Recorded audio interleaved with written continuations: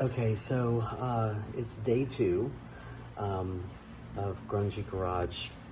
Well, I guess it's Sunday now.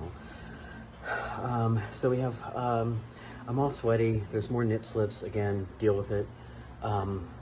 It's much hotter outside today than it was yesterday. And I still have a lot to do. So basically what we have Werner here.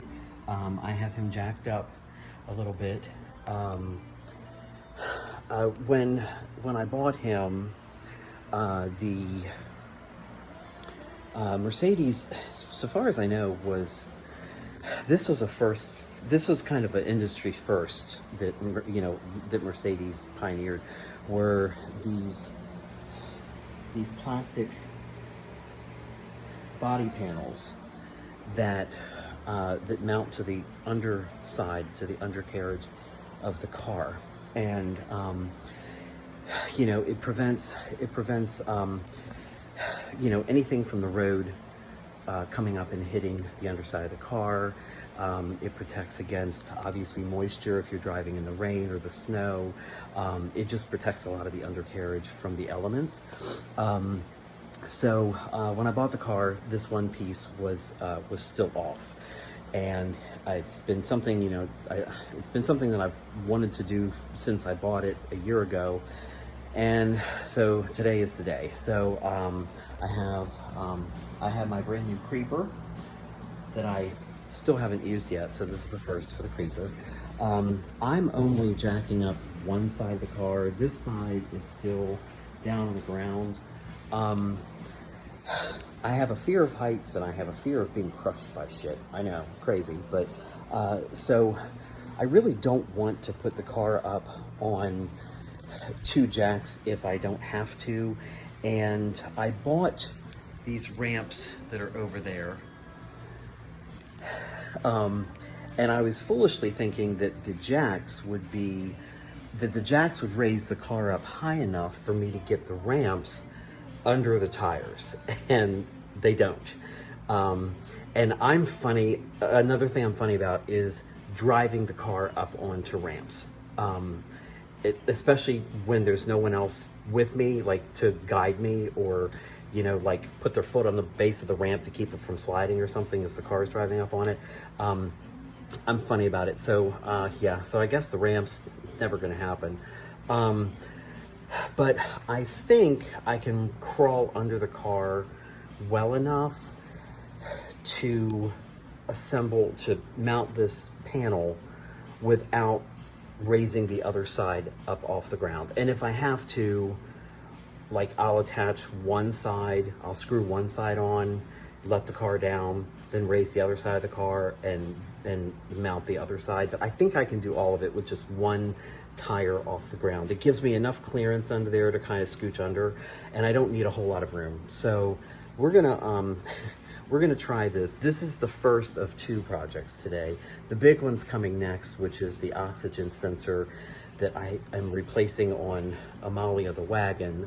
Last week when I took her out with the dogs to get ice cream and to go to the park, her check engine light came on, and when I threw a few codes for one of the oxygen sensors, and it's really easy to get to. Again, I think I'm only going to have to jack up one front tire to kind of crawl under there and replace it. It's very simple and easy. Well, in theory, I haven't done it yet. But it's supposed to just be literally plug and play. Probably the most difficult part is going to be getting the bolt itself loose. Hopefully not. But that should not, in theory, take too long to do. And then that will solve the oxygen sensor problem. The odd thing is the check engine light has not come on again since Sunday. So I kind of almost wish the check engine light was still on. So after I replace this sensor, if the check engine light goes out, then I'll know that was really the problem. But since the light hasn't come back on yet, usually what happens is the light will come on intermittently as the sensor is starting to fail, and then once it's really bad, it comes on and it stays on. So since Sunday was the first time the sensor came on, I'm replacing this thing like way early. But I figured, you know, why not? It was only about $30 for the part. It's something that I am able to do myself. And, you know, again, if I was to take this to a mechanic, they would charge me an hour labor plus probably twice as much for the part that I paid for it. So it's just, you know, again, this is why I try and do some of these things myself.